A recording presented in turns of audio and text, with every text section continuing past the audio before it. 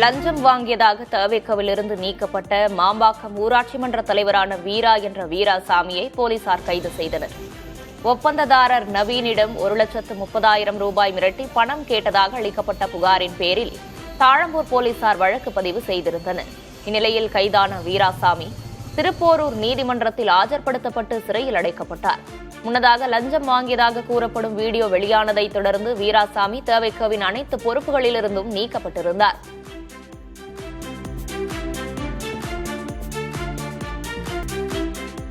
தவேக எம்எல்ஏவிடம் 50 கோடி ரூபாய் வரை பேரம் பேசிய விவகாரத்தில் கைதான கணேசன் திமுக நிர்வாகி என தகவல் வெளியாகியுள்ளது.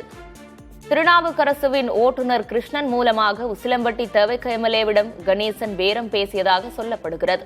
அதன் ஆடியோ ஆதாரம் வெளியானதை அடுத்து போலீசார் அவரை கைது செய்திருந்தது குறிப்பிடத்தக்கது.